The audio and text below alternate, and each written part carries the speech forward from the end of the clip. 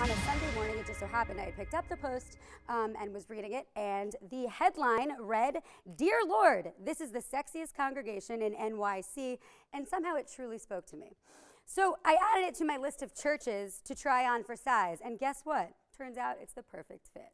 Enter the 7 p.m. Mass at the Old St. Patrick's Cathedral on Mulberry Street in Manhattan's Nolita neighborhood. Now, Father Jonathan Morris decided the church needed to make a change to appeal to a younger generation. So in 2009, he launched the 7 p.m. service. That allows people like you and me to go about our Sunday activities, whether it's you're on a sports team or you want to watch football. By the 5 p.m. Mass, you might not be ready to attend. So the 7 p.m. service, it now boasts numbers of 50% of its congregation is 18 to 34 years old, which is really high when it comes to the Roman Catholic Church, especially in New York. Now, my generation is the least likely generation to follow organized religion across the board, pretty much, but the numbers joining dating sites are skyrocketing. So why not combine the two? Like one parishioner pointed out, this church's after party, as she called it, is a better option. It's after party. Now, how does it start?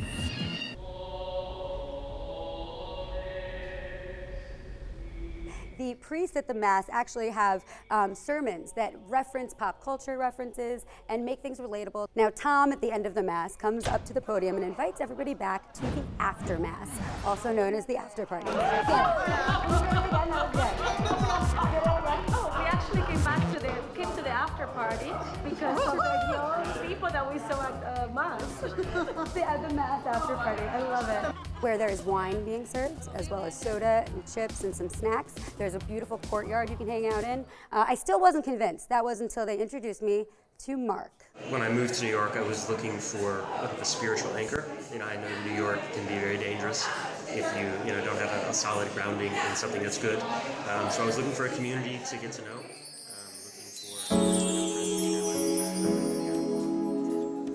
He's a beautiful, beautiful man, but beyond that, we talked a little bit more about what this article really should have been about and what this church is about. They come into this church, not only are they experiencing beauty, but the message that they receive is, one that resonates with them, and that keeps them coming back. Yes, it is a dating opportunity. Everything is a dating opportunity in New York City, but it's more about the church itself got together and said, we want to appeal to a younger generation, and they took action, and it's working. But 58% of people that said that they left their church was because they left it because they didn't like the pastor or something like that. So if you feel like you connect, you're much more likely to go back. Yeah, I went to a Jesuit college, so they had 2 evening masses. I think it was either 9 or 9:30 that I ended up going to because there was no singing. You were in and out in 40 minutes, and it was always a packed house. So I'm glad to see that they can carry it out into what's pretty much post-college in New York City. You can get that at the 7 a.m. Mass, too. If I had a church with a later Mass and a younger crowd, I'd be there a lot more often. Amen.